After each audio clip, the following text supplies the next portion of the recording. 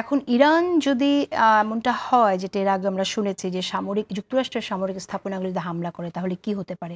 এর পাশাপাশি আরেকটি কথা বলি, যুক্তরাষ্ট্রে কিন্তু বিভিন্ন প্রধান শহরগুলোতে সতর্কাবস্থা নেওয়া হয়েছে।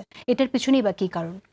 আমার এখানে একটা জিনিস খেয়াল রাখতে হবে, আমি এটার সাথে ওই জিনিসটাও আনবো। ইসরায়েল কিন্তু it's A land of immigrants, বিভিন্ন সারা পৃথিবীর থেকে ইহুদিদেরকে নিয়ে এসে সেটেল করা হয়েছে। So almost everybody has 2 passports, they maintain their original, most of it, মানে সবাই না করলেও এখন হয়তো বারবার যারা। আর আমেরিকাতে কিন্তু they have lot of immigrants. এখন এই যুদ্ধের কারণে ইসরায়েলের যেরকম একটা ম্যাসিভ ইভ্যাকুয়েশন হতে পারে, this people will not return again. তাদের if they have better option, যে ডিস্ট্রাকশন হয়েছে এটার পরে তারা, এবং যে রিস্কটা ডেভেলপ হয়েছে, দে কন্টিনিউয়াসলি এতদিন তারা গাজাকে অ্যাটাক করে মনে করছে নোবডি ক্যান চ্যালেঞ্জ দেম, কিন্তু দে নাও নো দ্যাট ইরান যেভাবে আসছে, তা ইরানের আমেরিকার জন্য যেটা থ্রেট, যে anything may happen like 9/11 in America, এটা আমেরিকা নিজেও করতে পারে বা অন্য কেউ করতে পারে, বা আমেরিকাকে ফলস পজিশনে ফেলার জন্য।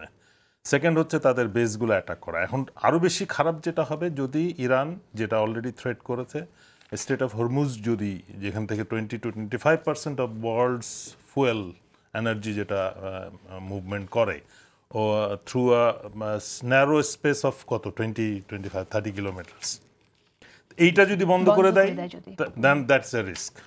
আর একটা হচ্ছে যে Iran can influence the Yemeni Houthis, already হুমকি দিয়েছে। আর ইরান, এই ইয়েমেনি হুতিরা তো ইরানের পক্ষে, ওদের they also have this hypersonic missiles, তো ওরাও কিন্তু they can attack on close, ওই যে রেড সিটা ওইখানে তাহলে কিন্তু ওই 25 থেকে ইট উইল এক্সিড 40% ফুয়েলের উপরে তারা কন্ট্রোল নিয়ে নিবে।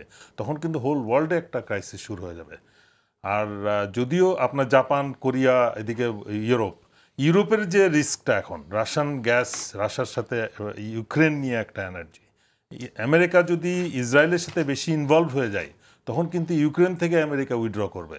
So that will risk the security of Europe. এটা ন্যাটোর যে কমিটমেন্ট আছে, ওইখানে কিন্তু ইউরোপিয়ানরা একটা কনসার্ন ফিল করতেছে যে America should not get involve in Israel.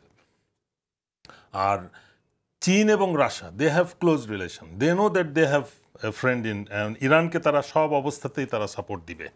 এবং ইরান যেটা best of their military achievement, আমরা একদিকে দেখলাম পাকিস্তান ইন্ডিয়ার সাথে যে একটা এক্সেপশনাল অ্যাচিভমেন্ট শো করলো, ইরানও কিন্তু তাদের উইকনেসটা আইডেন্টিফাই করেছে, যে they can, because of the sanctions তাদের air power is very weak, air defence is also very weak. তখন তারা কি করলো, they with the support of Russia and maybe North Korea and also China, এবং China closely support দিচ্ছে, তাদের missile সিস্টেমটা develop করেছে। এবং মিসাইল সিস্টেমের মধ্যে সবথেকে লেটেস্ট যেটা বলছে, যেটা হাইপারসনিক, যেটা সবাই আমরা ধারণা করতাম, এটা হাইপারসনিক ইয়েটা হচ্ছে যে এটা দুইটা ক্যাপাবিলিটি। একটা হচ্ছে যে হাইপারসনিক বলতে বোঝাচ্ছে আমরা ম্যাক, শব্দের গতিতে যেটা চলে সেটাকে ম্যাক 1 বলে, আর ওইটা এক্সিড করলে এটা অ্যাবাভ, মানে শব্দের গতির থেকে আগে চলে। তা এতদিন আমাদের যেটা জানা ছিল 5 to 6 ম্যাকের মিসাইল, এবং সেটা স্ট্রেইট পাতে চলে, মানে আপনি যখন একটা মিসাইল লঞ্চ হয় সেটার সাথে সাথে কিন্তু ওই যেখানে টার্গেট এরিয়াতে ওরা কিন্তু লোকেট করতে পারে। ইসরায়েল যেটা করতো, খুব হ্যাপিলি করতো, যে কোথাও কিছু লঞ্চ হলে তারা লোকেট করে স্ট্রেইট, যেহেতু it takes A trajectory, travels এবং ইট ল্যান্ডস। এরা কি করছে এইটাতে, এখন হাইপারসনিকে এই স্পিডটা করেছে আপনার 5 to 6কে ক্রস করে, টু দি এক্সটেন্ট তাদের লাস্ট যেটা আছে 13 ম্যাক, আনইমাজিনেবল। এটা আর কারো কাছে আছে কিনা জানি না। 13 ম্যাকের একটা সেটা। সেকেন্ড হচ্ছে যে ক্যাপাবিলিটি হচ্ছে যে ইট চেঞ্জ ক্ষমতা তো ডেফিনেটলি অনেক বেশি হবে সেক্ষেত্রে, আর কোথাও, আর মানে এটা ইজ অলমোস্ট স্পেস শিপের স্পিডে। আর সেকেন্ড হচ্ছে যে প্রথমে এটা it keeps on changing trajectory, মানে নর্মাল মিসাইল যেটা একটা স্ট্রেট পাথ ইউজ করে। আর ইরান জানে যে তাদের এয়ার ডিফেন্স সিস্টেম অত ভালো না, এবং তারা Israeli air defence is designed and maintain by America, মানে তাদের ওই আমরা আয়রন ডোম বলি, অ্যারো বলি, তারপরে যে সিস্টেমগুলো, এগুলোর কারণে it's very difficult to penetrate. তো ওই সিচুয়েশনটাকে তারা কনসিডারেশনে নিয়েই কিন্তু ওই যে এমআরভি করছে, যে একটা মিসাইল যাবে কিন্তু টার্গেট এন্ডে যে 100 শেল ড্রপ করবে, এবং সেটা বিভিন্ন ডেস্টিনেশনে চলে যাবে। ওটার মধ্যে আবার আছে অনেক ফেক, তো ওটা হয় কি ইসরায়েলি এয়ার ডিফেন্স সিস্টেমকে তারা রিসিভ করে, তারা বুঝতে পারে না যে কোনটাকে তারা টার্গেট করবে। আর ইন্টারেস্টিং ব্যাপার হচ্ছে যে ফুল আমেরিকান ওয়ার, এই যে যুদ্ধ খেলাটা কিন্তু তাদের একটা বিগ বিজনেস।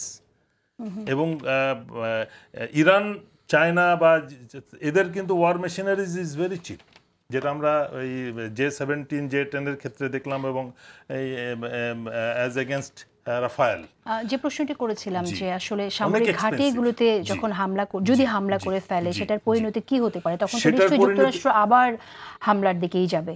হামলার দিকে যাবে, বাট এই মিসাইলের সিস্টেমে আমার মনে হয় ইরানের যথেষ্ট ক্যাপাবিলিটি আছে, এবং at least Russia and China will not want Iran to lose.